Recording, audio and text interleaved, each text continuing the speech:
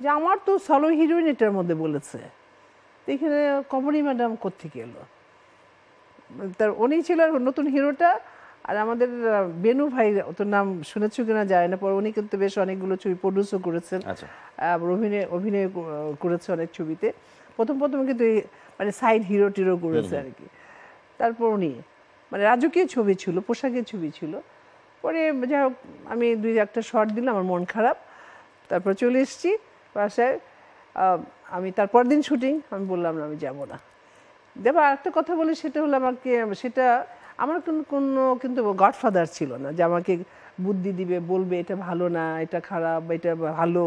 কারণ আমার মা বাবা কখনোই কিন্তু এফডিসির গেট দেখেনি, মানে এই মানে কি বলবো, যত আমি সুপারস্টার হওয়া পর্যন্ত না।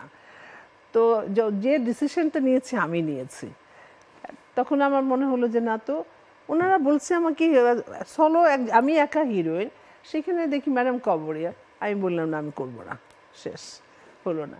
ওইখান থেকে শুরু হয়ে গেল আরেকটা ছবি, সেটা হলো মিন্টু আমার নাম। আচ্ছা, মিন্টু আমার নাম। মিন্টু ভাই কিন্তু তখন অ্যাসিস্ট্যান্ট ছিল ওই ছবি থেকে, কিন্তু উনি ডাইরেক্টর হিসেবে বিখ্যাত আব্দুল জলিল মিন্টু। জি, আব্দুল জলিল মিন্টু ভাই।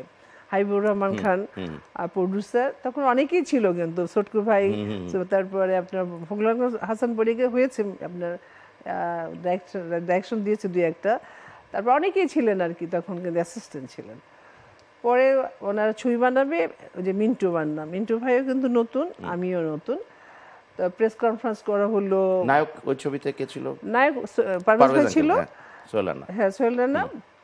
তারপর আমাকে আপনার প্রেস কনফারেন্সের মধ্যে পরিচয় করে দেওয়া হলো। প্রপার নায়িকা হিসেবে প্রথম ছবি আমি বলবো মিন্টু আমার নাম।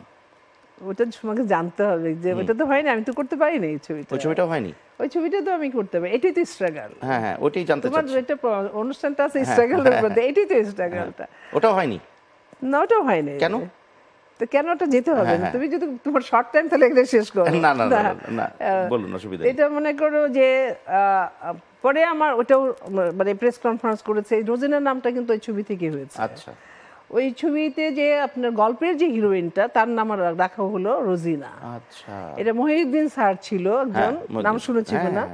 উনি কিন্তু বাংলাদেশ ইন্ডাস্ট্রির কিন্তু তখন একটা মাথা, একটা মুরব্বী, একজন গার্জিয়ান, একজন টিচার ছিল, তখনকার যুগের কথা বলছি।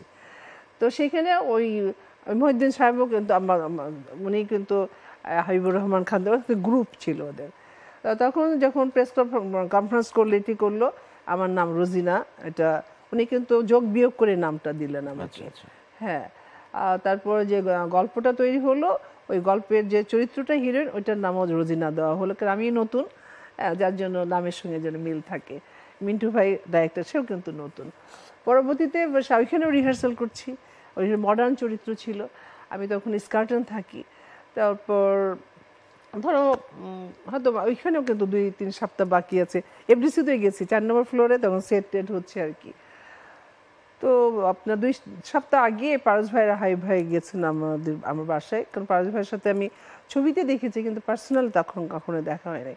হয়তো বলেছে দেখি নতুন মেয়ে, একটা মডার্ন চরিত্র দেখে আসি। পরে পারস ভাই আর হাই ভাই গেছে বাসায়, কথোপকথন হলো। পরে যখন শুটিং হবে 1 সপ্তাহ আগে ফখরুল হাসান বৈরাগী ভাই তো বলছে যে, তখন উনি আমাকে রেনু বলেই ডাকতেন, তো বলছে আমার বাসায় গেছে, বলে রেনু তুই তো ওই ছবিতে নাই। আমি নাই মানে? না, ওইখানে অন্যজন হিরোইন, ববিতা। হ্যাঁ, ববিতা, ববিতা ম্যাডাম। মানে আমি তখন এমন একটা চিৎকার করেছিলাম আমি, কেন এইটাও 2-3 মাস রিহার্সাল করছি, ড্রেস ট্রায়াল দিচ্ছি, নাম কিন্তু রোজিনা হয়ে গেল এখান থেকে। এর আগেও কিছু ছিল, একটা ছবি করেছিল আয়না, ওইটাতে শায়লা দিয়েছিল, ওটা অনেক ঘটনা, পর্ব তুমি নিয়ে ওইটা।